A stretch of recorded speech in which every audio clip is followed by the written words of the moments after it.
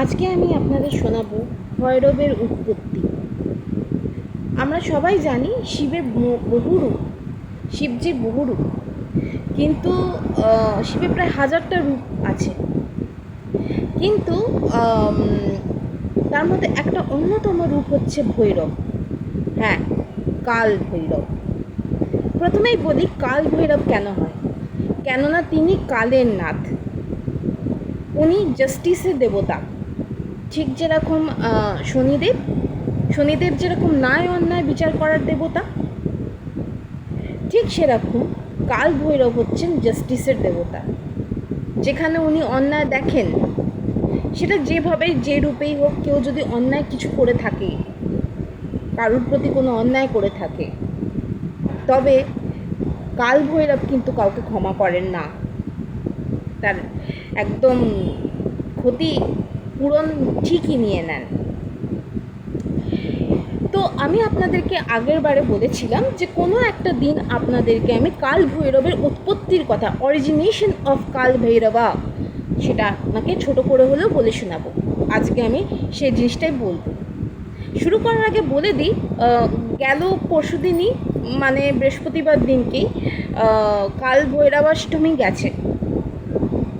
আমি জানি, কেননা আগেও বলেছি আমি শিবের মহাভক্ত এবং আমি কাল ভৈরবকে একটু বেশি করেই ভাবি, একটু বেশি করেই তাকে মেনে চলি বই কি। যেরকম শিব আমার আরাধ্য, কাল ভৈরবও কিন্তু আমার আরাধ্য। আচ্ছা, এবার বলি কাল ভৈরবের উৎপত্তি। একদিন ঠিক ওই সমুদ্র মন্থনের আপনাদের কথা আগের দিন বলেছিলাম, ঠিক ওই আগে পরেই এরকম টাইমে একটা সময় আমরা জানি আমাদের 3টে নাথ আছে, শিব শম্ভু, বিষ্ণু বা শ্রীকৃষ্ণ আর ব্রহ্মা।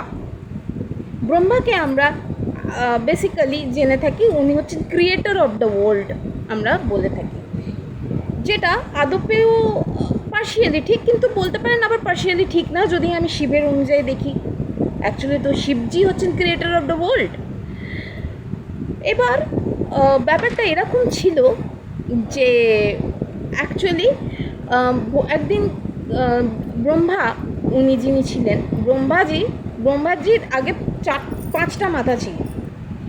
সো ব্রহ্মা একদিন বিষ্ণুর সঙ্গে ডিবেটে গেছিলেন, একটা তর্কাতর্কি হয় শ্রী বিষ্ণুর সাথে, এবং সেখানে উনি নিজেকে শ্রেষ্ঠতর প্রমাণ করার জন্য অহংকার একবারে ফেটে পড়েন, যেখানে উনি শ্রী বিষ্ণু এবং শিবজিকে ছোট করতে মানে ছাড়েন না।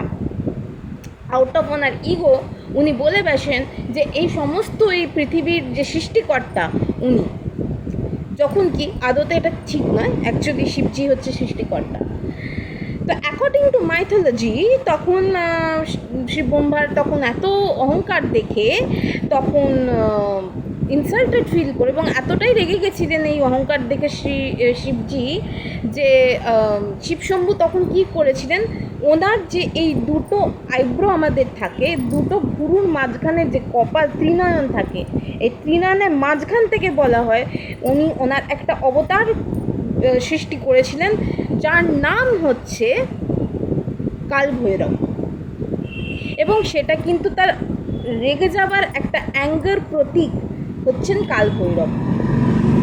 যখন এই জিনিসটা ঘটে তখন ওনাকে শাস্তি দেবার জন্য ওই ব্রহ্মার যে এই যে অহংকারকে শাস্তি দেবার জন্য উনি কাল ভৈরবকে সৃষ্টি করেন, এবং কাল ভৈরব এতটাই ক্ষুব্ধ হয়ে যান ব্রহ্মার এই কীর্তি দেখে যে উনি রেগে গিয়ে আউট অফ অ্যাঙ্গার ব্রহ্মাজির যে 5টা মাথা ছিল তার মধ্যে থেকে 5ম মাথা কেটে উড়িয়ে বাদ দিয়ে দেন।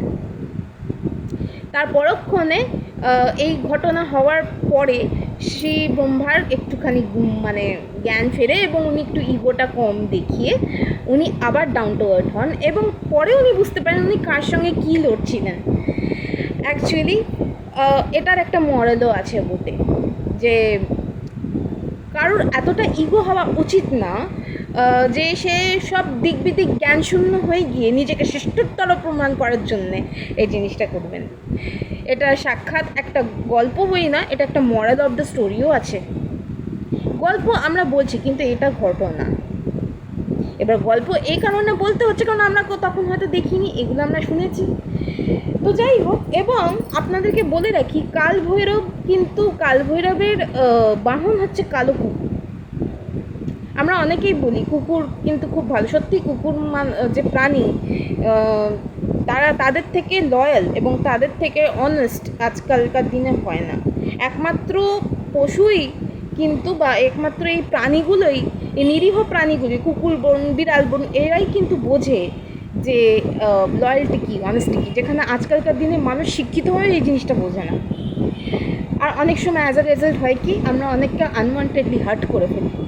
তো যাই হোক, এটা না হয় পরের একটা কোনো সময় ডিবেট হবে। তো আজকে আপনাদেরকে আমি কথা অনুযায়ী আপনাদেরকে প্রমিস করেছিলাম কালভৈরবের অরিজিনেশন কী, সেটা একটা ছোট্ট যে অরিজিনালিটি সেটা আপনাদের কাছে তুলে ধরলাম। জয় কালভৈরব, ওম নমঃ শিবায়।